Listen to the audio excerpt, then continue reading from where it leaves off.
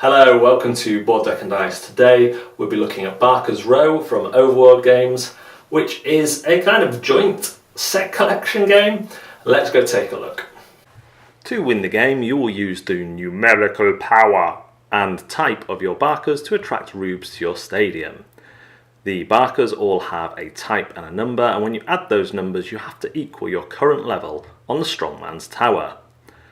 Rubes, for those of us who don't know, are kind of simple folk country bumpkins who like such attractions as egg eating, sniffing an armpit, and handstand with both arms and both legs.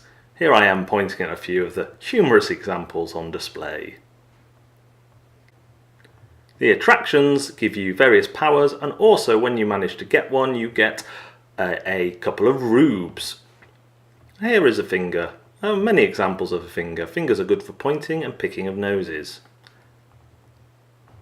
The tower, Strongman's Tower, lets you score points but also makes it harder for you to get more attractions and therefore rubes into your stadium.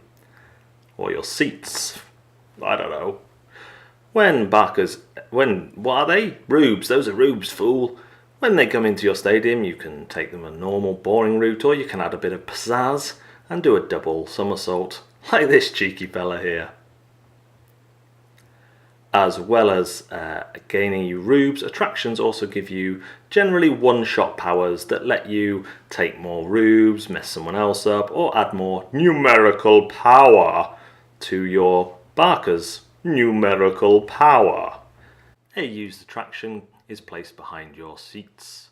To win the game, a player will get all of their seats filled. There'll be another round, and then the player with the most rubes wins. So Barker's Row, I had before I got sent the game, I had no idea how it really played. I knew there was something about attracting these rubes, and I didn't really understand any of that language. That kind of language had passed me by. I didn't know what a Barker was, a rube, all that kind of thing. I knew it had to do with fairgrounds, obviously. So the first thing is the production quality is fantastic. From the little clips, although they're tiny, they work really well on the strongman's bell, to the bell itself, to the rubes, to the cards. The artwork is phenomenal. The way the game plays, the laying out of the Barkers in the middle, and they all have numbers on, but you're all going for those same numbers. Yet if you have got into the lead a bit, you've got to get a bigger amount to get the next attraction. It works really well, so you're trying to not play out ones that help your opponents, but also you've got attractions in your hand that you want to get down, and the attraction powers are really good, and that's really where the kind of core strategy of the game lies. What powers do you want to activate off? When do you want to activate them? And that sort of thing. There's no real runaway leader problem here because of the way the Strongman Bell works. And each time you score an attraction, you then have to score a higher score to get the next attraction. So if you've done level 1, you've got 4 on the Barker cards and the Wild, and then next time you need 5, next time you need 6. There are various powers that can make you drop down on the attractions, but yeah, it works really well. The grandstand's kind of unnecessary but awesome, and I wouldn't want the game without them, as it were. The playmat that I had, I think, was an extra. It was outside the box when it came, so that I don't think that appears in the retail edition. My box is the retail edition, but the playmat came separately in the box.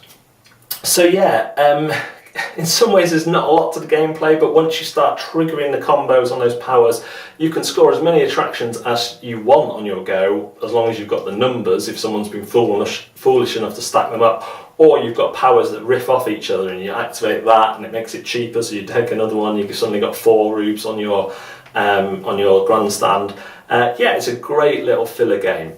So, intimidation factor, really easy to play. On your go, you're scoring an attraction or activating a power as many times as you want, then taking a card from the Barker's Row, placing it in the midway, and you can activate a power, then do the Barker's Row, then score a card, then and the only thing you can't do multiple times is bring that card down from the Barker's Row into the midway, unless you have a power that lets you do so. Really like the mechanics in it, really like the look and the feel. It is on the lighter side, the kind of gateway side of things. I took it to an open club there, and it was very much enjoyed, and wanted people really quick to get the hang of it and what was going on. So intimidation factor, low, really low. Rulebook, great. The only thing with the rulebook is my complaint about all rulebooks. I just don't know why they're this awkward size that's almost the size of the box, especially when there's so little in it. I mean, it looks fantastic and it's done, stylised, and graphic design is fantastic, but I'm always going to want a smaller kind of book size rulebook because it's just easier to refer to and easier to read when I'm in the bath, to be honest. Fun, a lot of fun. The powers work really well. There's a little bit of take that in there as well. It's fun looking at all the pictures and reading the flavour text, and it doesn't outstay its welcome. Would I add it to my collection? I think it's almost there, but probably not for the level my collection is in now. My collection is already too big. I'm already having to cut down what games go in there, so I probably wouldn't add it to my collection. Would I play it again? Absolutely. Would I recommend it to a friend? Absolutely, particularly a friend who is newer into board games or just likes the lightweight fun aspect of board games. I think this is a very good game for that. Solid game, and would never turn down a play of Barker's Row. Thanks very much for watching Board Deck and Dice. We'll see you next time.